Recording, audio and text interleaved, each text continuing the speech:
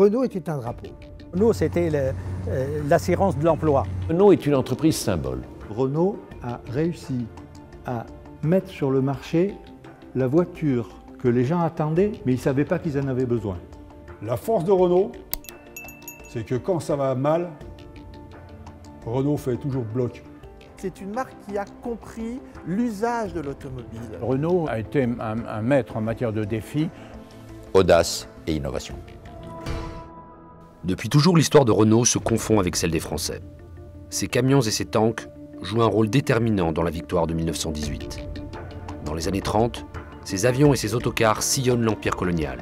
Ses autobus et ses taxis colorent gaiement les rues de Paris. En 1936 et en 1968, la politique sociale du pays se fait à Billancourt. La voiturette, la Viva Stella, la 4 chevaux, la 4L, la R5, l'Espace, la Logan, certains des modèles de Renault ont marqué l'histoire du XXe siècle. Et le défi fait partie de l'ADN de la marque. Plus de 100 années viennent de passer, elles l'ont prouvé.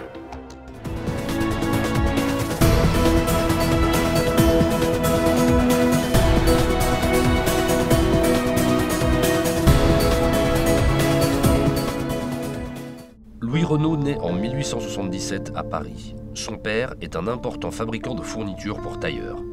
Le jeune Louis est bien vite davantage intéressé par les ateliers et les machines de fabrication de boutons, plutôt que par les cours au lycée Condorcet qu'il sèche volontiers.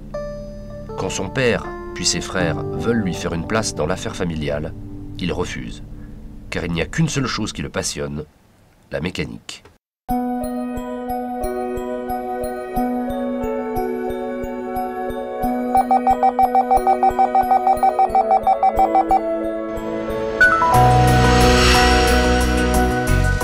La première Renault, en 1898, n'est qu'une minuscule voiturette de la taille d'une Twizy, mais avec 2 sièges côte à côte.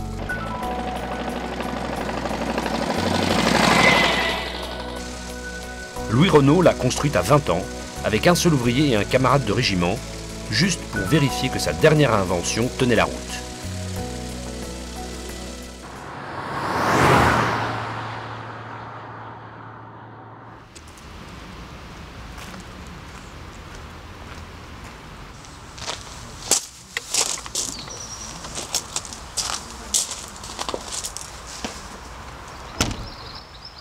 On se trouve dans une cabane de jardin qui était une dépendance de la maison de la famille Renault. Et cet annexe de jardin était en fait, à l'époque, transformé par Louis Renault en atelier pour réaliser ses principales inventions. Et bien sûr, la principale étant la prise directe. Une boîte de vitesse à cardan qui transmet aux roues le mouvement du moteur sans un fatras de chaîne ou de courroie. Il prend ses premières commandes en prouvant que sa voiturette réussit à grimper la butte Montmartre, ce que n'avait encore jamais pu faire aucune voiture, ni à essence, ni à vapeur, ni électrique.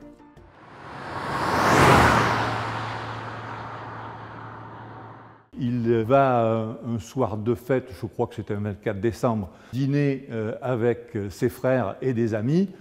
Il arrive avec sa voiture et là tout le monde se moque un petit peu de lui, etc. Et il prend le pari de monter la rue Le Pic, ce qui bluffe tout le monde. Et il ressort du dîner avec 12 commandes. Ses frères mettent un peu d'argent au pot pour lui donner les moyens de fabriquer les premières voitures dans la cabane atelier aménagée dans le jardin de leur mère à Billancourt. Ils créent une société, Renault Frères, dont Louis n'est que le salarié. En 1898, lorsque Renault sort sa voiturette, la France, premier fabricant mondial d'automobiles, compte près de 200 constructeurs. Mais 3 seulement, Panhard, Peugeot et De Dion-Bouton, parviennent à produire plus de 100 véhicules par an. Autodidacte, Louis Renault partage son temps entre le bureau d'études, la conduite de l'usine et la pêche au brevet d'invention.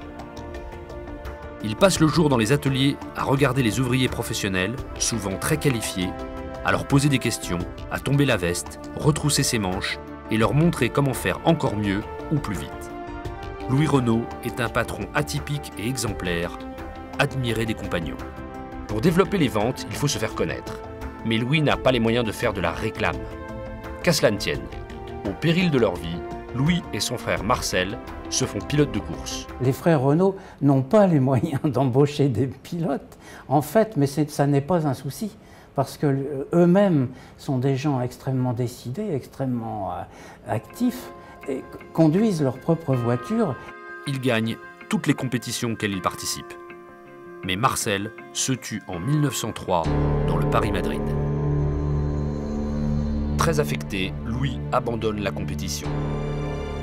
Cette tragédie marquera la course automobile pour toujours. Les pouvoirs publics interdisent désormais les courses de ville à ville sur route ouverte. Toutefois, les compétitions en circuit fermé seront autorisées. Les routes n'ont encore ni station-service, ni panneaux indicateurs. Il faut être mécanicien chevronné pour prendre le volant. Mais en 1905, Renault Frères met au point un taxi tellement commode qu'il peut être conduit et entretenu par un simple cocher de fiacre. Il y a une banque qui commence à se dire qu'il devrait y avoir un marché pour faire des taxis automobiles. À cette époque-là, les fiacres sont tous tirés par des chevaux. Et Renault gagne cette compétition. Et il se voit d'un seul coup à la tête de commandes qui ne sont plus du tout du même ordre de grandeur de ce qu'il pouvait fabriquer avant. C'est là où il fabriquait 25, 50 voitures d'un type donné, là, il se retrouve avec des commandes qui font 250, puis 500 derrière, puis 1000 derrière. Donc, vous voyez, on passe un ordre de grandeur totalement différent. Il se vend par milliers à Paris, Londres, New York et Buenos Aires. Mais au lieu de tout miser sur ce modèle à succès, Louis Renault conserve une gamme étendue de voitures et de camionnettes. À partir de 1906, la généralisation de la division du travail coupe peu à peu Louis Renault du contact avec la plupart de ses ouvriers, désormais confinés dans des tâches répétitives. En 1913, Renault fabrique 4500 voitures par an, presque autant que Peugeot. Mais il émiette le travail en tâches chronométrées, déqualifiées et déshumanisées. Le patron Louis Renault se fait désormais détester d'une bonne partie du personnel, les OS, appelés également similaires. Seul patron de 4400 salariés, il règne sur 2 usines d'auto, de camions et de moteurs d'avion à Billancourt et une toute nouvelle usine à Saint-Pétersbourg en Russie. En 1914, la guerre est déclarée. Alors les taxis de la Marne, c'est ce qui a fait la célébrité des taxis Renault. En 1914, lorsque les troupes allemandes s'approchent trop de Paris, il est décidé de lancer une contre-offensive d'envergure pour essayer de les bloquer. Et l'idée vient à ce moment-là, Gallieni fait un ordre de réquisition et réquisitionne les taxis, tous les taxis parisiens, qui en l'occurrence étaient pratiquement tous des Renault, pour transporter les troupes, avec le côté amusant que les chauffeurs de taxi ont eu leurs courses payées. Au lieu de partir sur le front comme soldat de 2e classe, Louis Renault reçoit l'ordre de demeurer à Billancourt pour fabriquer des moteurs d'avion avec le peu de personnel restant.